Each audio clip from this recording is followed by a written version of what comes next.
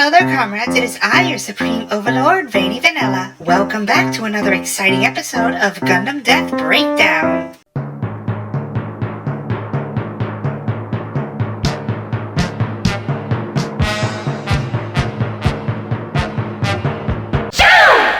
We'll pick up right where we left off after the tragic death of the Prince of Zeon, Garma Zabi. Quick recap: after failing multiple times to take out the White Base, Char finds his opportunity to start taking revenge against the Zabi family by setting up Garma for absolute failure and death. Meanwhile, Garma's fiancée, Icelina, was left heartbroken at the loss of her beloved. Will she have her revenge against the White Base? Or will she just become another statistic? Get ready, comrades, because this is by far one of the most strangest episodes in Gundam. Okay, not as strange as the forbidden Kukuru's Island episode, but it has one of the weirdest deaths in Gundam Death history. So let's break it down. 3, 2, 1. So, Icelina Ischenbach, no age given, was the daughter of former New York City Mayor Joseph Ischenbach. During Garma's subjugation of Earth and Zeon's occupation of America, Garma and Icelina met and immediately fell in love. I mean, who wouldn't? Garma's a cutie. In the Origin manga, she also serves as an informant to Garma, but we're going to focus on what happens in the animated series. That's pretty much all the information about her. Not much else is known. She was in a whole 2 episodes. So why the hell am I doing a whole video on her? Just wait for it. It's a weird one. During the events of Garma's death, Icelina was seen trying to go to Garma in the middle of the battle. What exactly would she have accomplished? Probably as much as Relena Peacecraft jumping in the middle of a duel between Hiro and Zex in Gundam Wing. Hiro! I'm here to deliver a letter to you! You're in the way, get lost! Her father, disapproving her relationship with Garma, immediately stops her with a slap that would make even Bright jealous. It's my life. I have the right to make decisions about my future. No, you don't! Literally grounding her, all Icelina could do is sob, which she does an awful lot of. Oh, Garma! Especially when her father breaks the news to her. Icelina. Father? Icelina, Garma fell during battle. He's gone.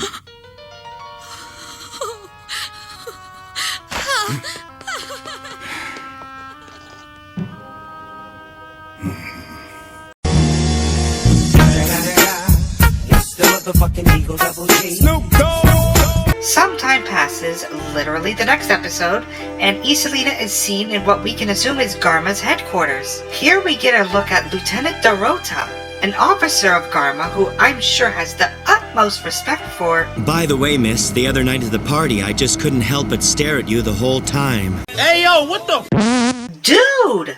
Garma just died and you're over here hitting on his girl? Yeesh. Talk about a rebounder. Lieutenant Dorota takes Icelina to Garma's official suite, an elegant office where... Wait, what the f***? Is that a Garma self-portrait with heavy blush, lipstick, and mascara? I get he's a pretty boy, but my goodness, this is a little much. This must surely be a time of great sorrow.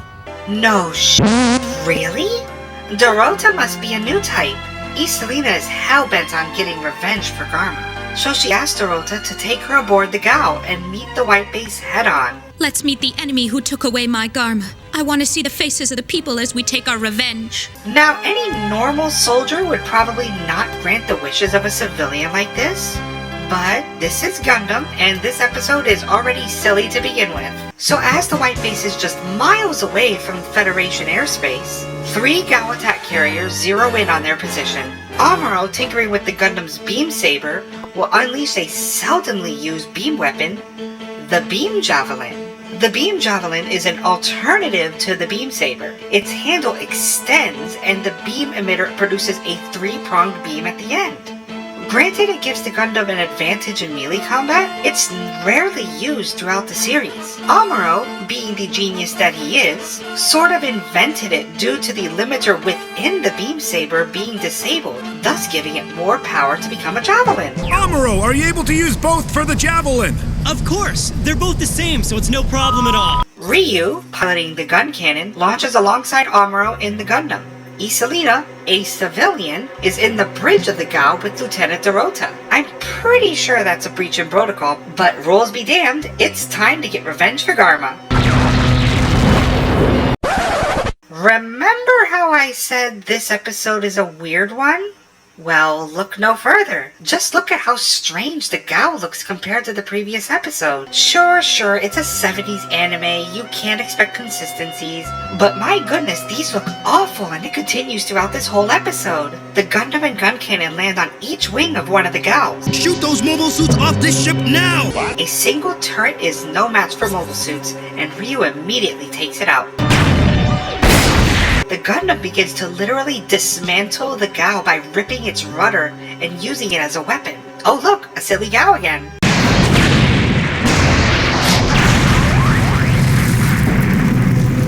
Idiots! The stupidity of these Zeon officers is astounding. Sure, let's fire our cannons at mobile suits that are on top of our comrades. You'd think the Gao would try to shake them off. Instead, one of the Gaos is shot down by its own men. Now you're probably wondering why there are no DOPs being launched. Even Icelina asked the question. Fighter planes? Don't we have any? The problem is, according to Dorota, they have barely any DOPs after dealing with the Federation. This is surprising considering this is the unit of the former commander of the Earth's occupation forces. But wait, what's this? A random Lugan suddenly appearing? Who could it be? This is Shar. I'll give you a hand. Oh, hell no! Shar? Oh hell no. No. You've done enough damage, Shar. Commander Shar, it's me, Lieutenant Dorota, formerly under Captain Garma's command. I don't care. Ow! It's the least I can do since I couldn't save Garma. Or maybe they'll think it's my allegiance to Admiral Dozel. Either way, I can't lose. See? Shar's a dick. So Shar is in the P-01B Lugan, a funny-looking reconnaissance plane for the Principality of Zeon. Those two mushrooms on the plane are called radomes, and they can rotate either above or below the Lugan. From sound sensors to radar to infrared, this recon plane can do it all. However, when it comes to weapons, it pretty much has the same armaments as a DOP. 2 rotating 20mm twin machine guns and a missile launcher, but also, a little surprise, a dumb bomb. Shar is a great pilot, so even if he's in the Lugan, he can do some damage. He drops a bomb on one of the White Base's engines, and it was a direct hit. Imagine if these Gaos had the DOPs they needed. They very well could have won this without the help of Shar. The White Base crash lands onto the surface, but wait, where did Icelina and Dorota go? Ryu and Amuro return to the surface after the gun cannon was blown off the Gao, but Icelina wants more. They can't escape. Please make sure you destroy them completely. So the Gao closes in on the mobile suits by firing its mega particle cannons. The Gundam, however, unleashes its beam javelin and takes out the second Gao. Once again, look at a silly Gao. Like, come on. So Dorota uses the second Gao as bait to lure the Gundam out into the open. His Gao fires everything it has on the Gundam and... Good, just a bit more. Come on! I mean, this is the most silliest of the Gao designs we've seen in this episode. The Gao continues its unrelenting barrage and the Gundam's shield begins to melt. This could very well be the end for the Gundam, but the gun tank saves the day by delivering a perfect shot on the Gao. The Gundam then continues to dismantle the Gao in, once again, one of the more strangest ways you can think of. The second Gao has been destroyed, leaving Dorota and Icelina all that's left. It's my arm! I can't steer, miss! Then I'll do it. Miss Icelina! Icelina, a woman with 0 combat experience and a civilian, attempts to do what Garma tried to do, a kamikaze run, but this time on the Gundam itself. Mobile suit, I take revenge and reclaim Garma's honor.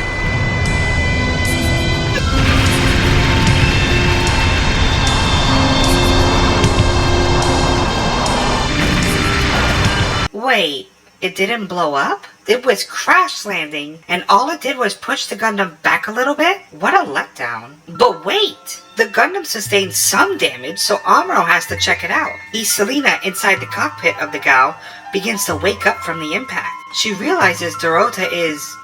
Dead? Wait, no, don't do the music, wait! Well, Dorota, an officer of Zeon and simp for Icelina, died in October 0079.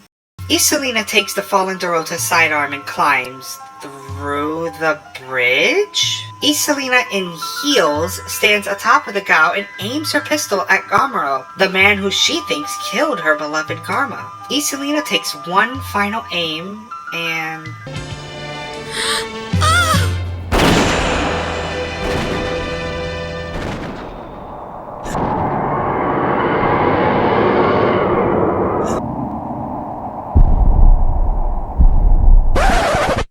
What the Icelina fell to her death from the top of the Gao, lands head first oh so gently like a feather, no splat, just a soft landing. Like I said, this episode is weird. So, Icelina Ischenbach, Garmazavi's lover, dies in October 0079. It's clear we can't rely on others. Hey, Dren, we'll tell them my mobile suit wasn't working. I'll make up some excuse like a burnt-out circuit or something like that. Char, haven't you done enough? The saddest part about Icelina's death was the fact that no one had any idea who she was. Just a girl who wanted revenge for someone who died. They didn't even know she was connected to Garma. All they knew was 3 Gaos tried to take them out. Her death was so irrelevant that it was completely cut out of the compilation movies. Even stranger, according to the manga Mobile Suit Gundam Rust Horizon, Icelina was pregnant with Garma's child. Whether or not this is a retcon or canon, I can't find anything to confirm it. Either way, this entire episode was strange with the wacky Gao designs to Icelina's slow motion fall. I mean, come on, it should have been a lot more like this.